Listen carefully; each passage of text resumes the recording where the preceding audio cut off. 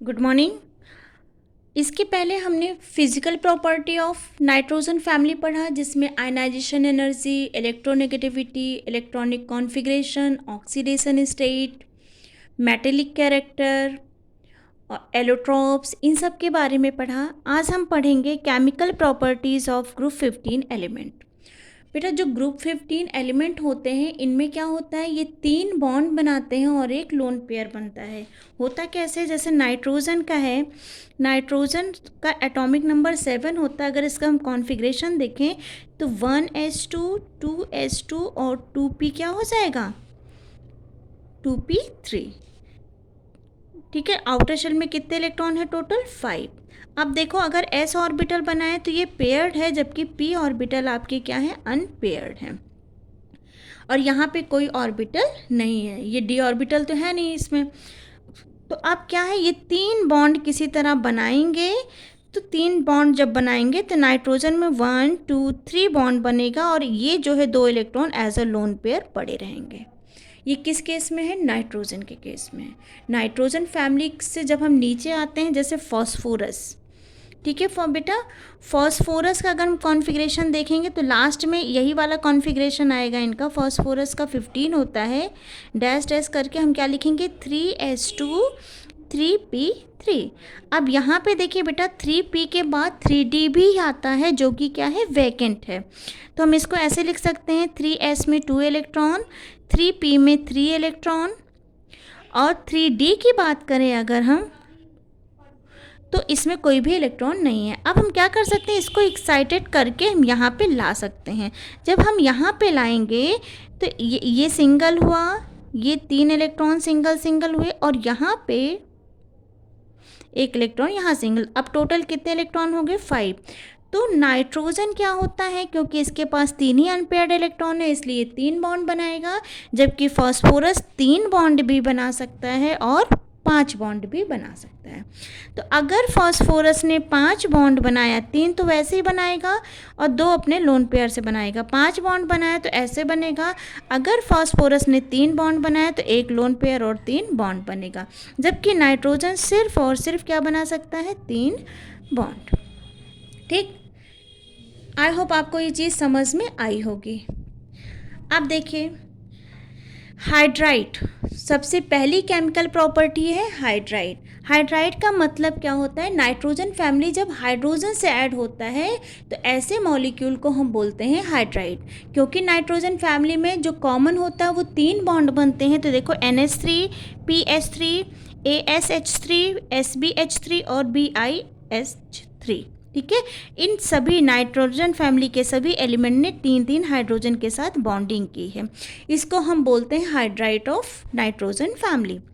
अब कैसे बनाते, कैसे, जैसे अमोनिया का फॉर्मेशन करना हो तो बहुत सिंपल फॉर्मूला होता है। इसमें क्या करते हैं, अमोनियम क्लोराइड की रिएक्शन हम कैल्शियम हाइड्रोक्साइड से जब कराते हैं तो अमोनिया मिलता है, और बाई प्रोडक्ट में हमें कैल्शियम क्लोराइड और वाटर मिलता है।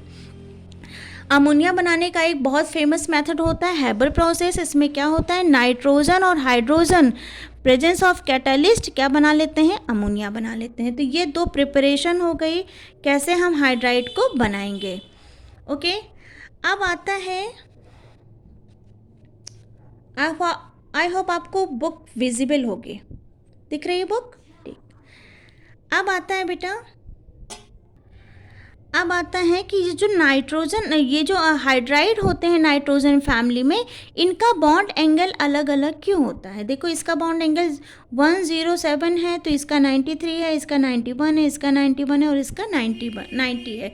तो धीरे धीरे बॉन्ड एंगल इनका रिड्यूस हो रहा है। उसका रीज़न क्या होता है, in a hydride of the type of MS3, M क्या हो जाएगा आपका, जो नाइट्रोजन फैमिली के में वो है elements, the central atom M is surrounded by the 3 bond pair and 1 lone pair। bond pair में अभी मैंने बताया, ठीक है, अभी मैंने आपको जस्ट क्लियर किया था। ये नाइट्रोजन में क्या होता है, 3 बॉन्ड पेयर होता है और 1 लोन पेयर होता है।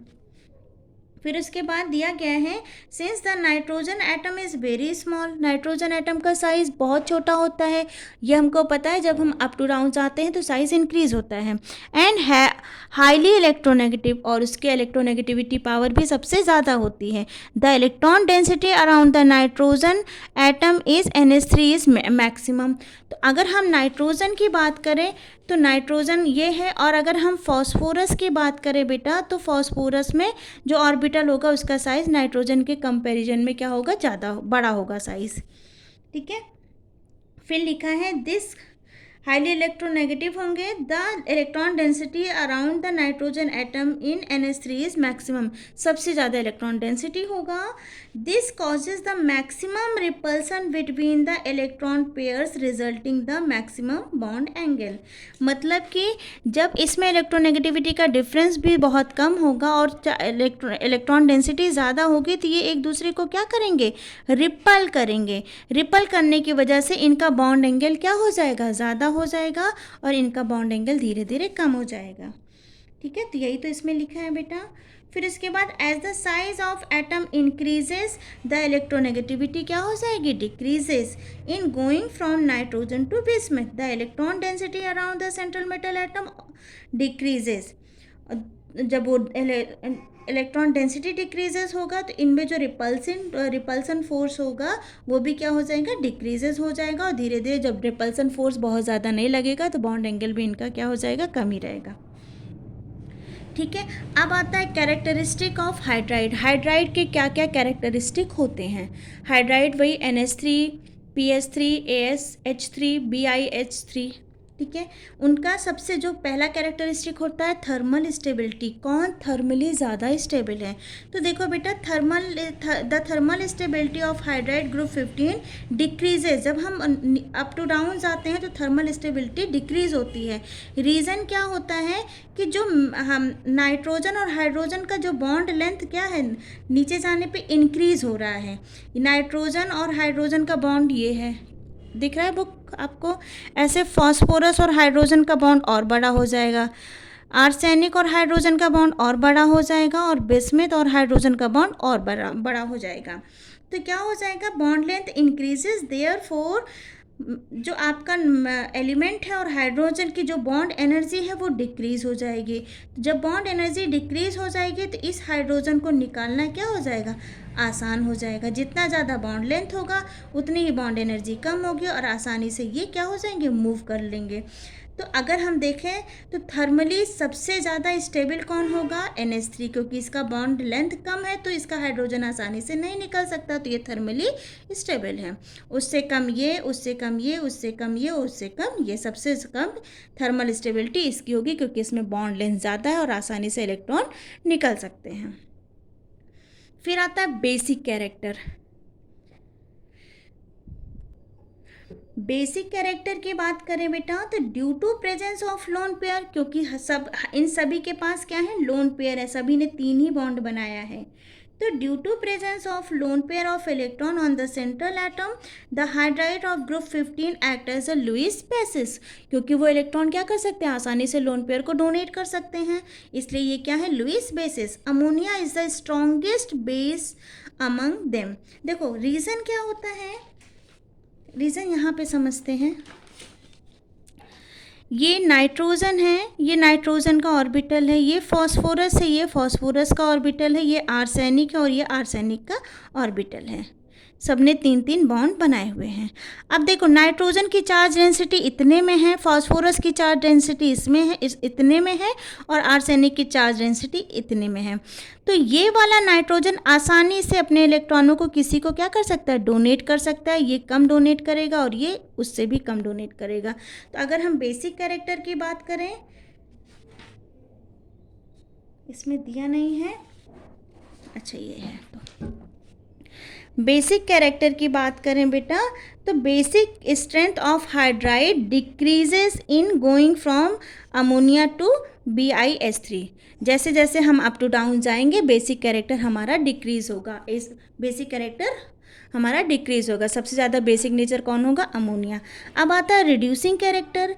रिड्यूसिंग कैरेक्टर देखो इसमें क्या लिखा है, reducing character of hydride group 15 element increases going from the NH3 to BH3। Reducing character का मतलब क्या होता है, जैसे NH3 का साइज़ इतना छोटा है, P का और जो बड़ा हो जाएगा, आर्सेनिक का और बड़ा हो जाएगा, एंटीमनी का और बड़ा हो जाएगा और बिस्मिथ का और बड़ा हो जाएगा। ठीक है, इसमें देखो एक्सप्लेनेशन लिखा है, as the explained above the thermal stability of hydride of group 15 element decreases in going from nitrogen to bismuth, therefore their tendency to give off hydrogen, hydrogen को जितने आसानी से जो रिड्यूस कर देगा उसका रिड्यूसिंग करेक्टर उतना ही ज़्यादा होगा।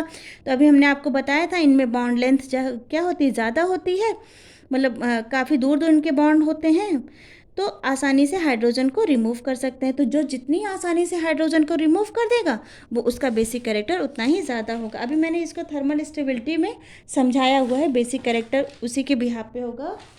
पेपर कहाँ रखा मैंने, अच्छा देख लीजिए बेसिक कैरेक्टर कैसे होगा। ये नाइट्रोजन और ये हाइड्रोजन है, ये फॉस्फोरस और ये हाइड्रोजन है, ये आर्सेनिक और ये हाइड्रोजन है, और ये एंटीमनी ये हाइड्रोजन है, और ये बिस्मिथ और ये हाइड्रोजन है। तो देखो इस एटम से ये हाइड्रोजन बहुत दूर है, तो आसानी से इस हाइड्रोजन को हम निकाल सकते हैं। तो जितनी आसानी से हाइड्रोजन को निकाल सकते हैं वो उतना ही अच्छा रिड्यूसिंग एजेंट हो जाएगा। ठीक, अब आता है tendency to form hydrogen bonding. Hydrogen bonding form करने की टेंडेंसी किस में ज़्यादा होगी, तो जिसमें वैसे हमने पढ़ा हुआ है फोन एलिमेंट, फ्लोरीन, नाइट्रोजन और ऑक्सीजन में हाइड्रोजन बॉन्डिंग की टेंडेंसी सबसे ज़्यादा होती है। तो आप ये समझ लो कि जो जितना ज़्यादा इलेक्ट्रोनेगेटिव होगा वो उसमें हाइड्रोजन बॉन्डिंग की टेंडेंसी उतनी ही ज़्यादा होगी। तो अप टू डाउन जाने पे हाइड्रोजन बॉन्डिंग की जो टेंडेंसी होती है वो डिक्रीज होती है। बॉइलिंग पॉइंट और मेल्टिंग पॉइंट की बात करें तो जिसमें जितना ज़्यादा हाइड्रोजन बॉन्डिंग होगा उसका बॉइलिंग और मेल्टिंग पॉइंट उतना ही ज़्यादा हाई होगा। तो ये रहा आपका hydride of nitrogen family. I hope आपको समझ में आया होगा। Thank you.